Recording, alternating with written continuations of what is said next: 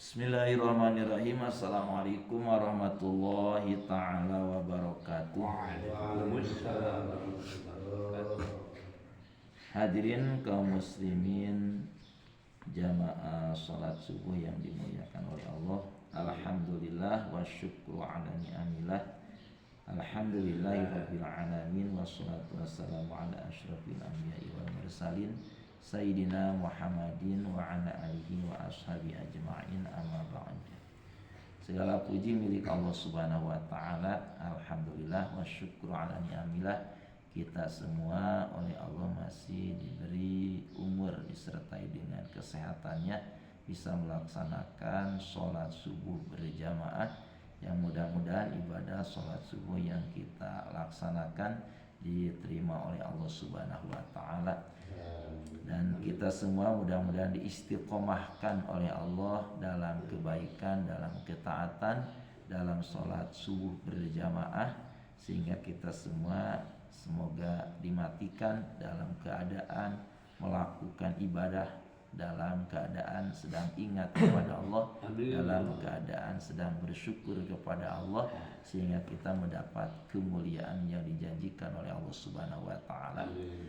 Hadirin yang dimuliakan oleh Allah, mari kita lanjutkan kembali taklim dari kitab Bulughul Maram dalam Subulus Salamnya halaman 207. Masih dalam judul tentang sujud sahwi. Selanjutnya hadis ke-6. Bismillahirrahmanirrahim.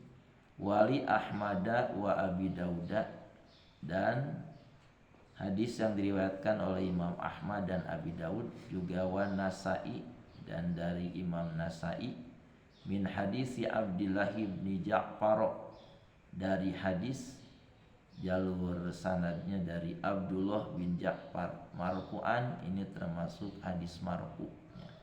Hadis marfu itu adalah hadis yang disandarkan kepada Nabi Shallallahu Alaihi Wasallam, ya, baik berupa perkataan, perbuatan, atau ketetapan, yakni takrir dari Nabi Muhammad Shallallahu Alaihi Wasallam.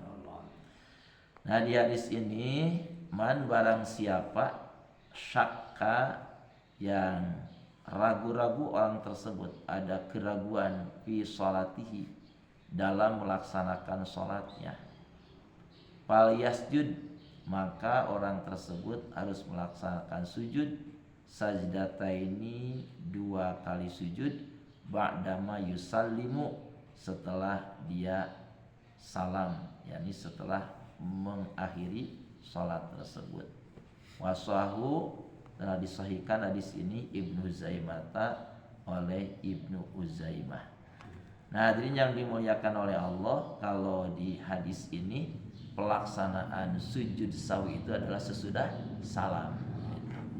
Jadi sujud sahwi itu ada yang dilakukan sebelum salam, ada yang dilakukannya sesudah salam, ya, tergantung kasus yang terjadi ketika kita melaksanakan sholat.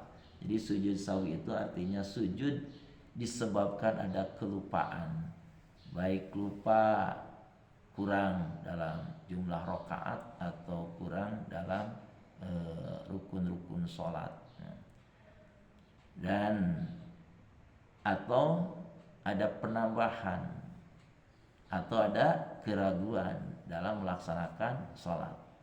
Pada hadis-hadis yang telah lalu, kalau kita lupa di dalam sholat, tidak melaksanakan tasyahud awal, ya, maka sujud sahwinya sebelum salam.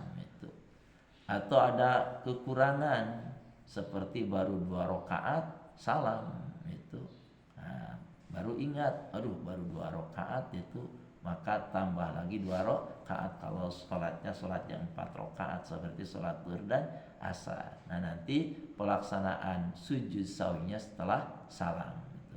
Atau ada keraguan dalam jumlah rakaat, ya, misalkan apakah ini sudah 3 rakaat atau 4 rakaat. Nah, ambil hitungan yang diyakini, yakni hitungan yang kecil.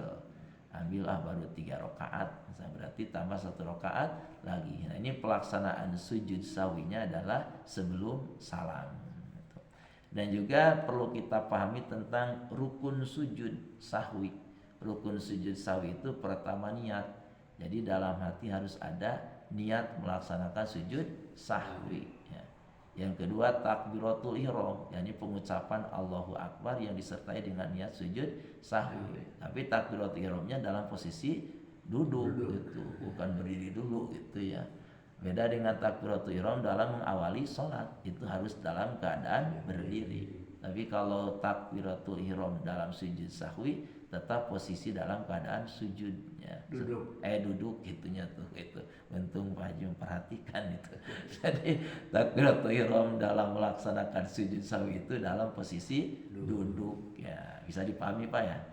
Dan juga sujudnya itu di atas 7 anggota sujud, yaitu dahi berserta hidungnya, bukan kopiah itu. Dahi beserta hidungnya, 2 telapak tangan, 2 tulang lutut itu, dan juga ujung telapak kaki ya, itu ya. Dan juga disunahkan membaca takbir intiqal ya. Jadi setelah sujud nanti takbir lagi, bangkit dari sujud Allahu Akbar, duduk ya. Nah setelah itu nanti sujud lagi, membaca takbir lagi Allahu Akbar. Setelah sujud yang kedua bangkit untuk duduk, takbir lagi Allahu Akbar. Nah diakhiri dengan salam. Insya Allah bisa dipahami Pak ya. Insya Allah ya.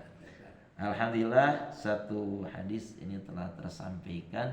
Yang barusan disampaikan yang benarnya mutlak dari Allah Subhanahu wa taala, yang salahnya dari kekeliruan dan kesalahan saya sendiri. Semoga Allah memaafkannya.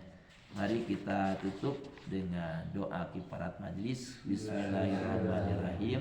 Subhanakallahumma wa bihamdika asyhadu an la ilaha illa anta astaghfiruka wa atubu ilaik. Akhirul kalam, wassalamualaikum warahmatullahi taala wabarakatuh.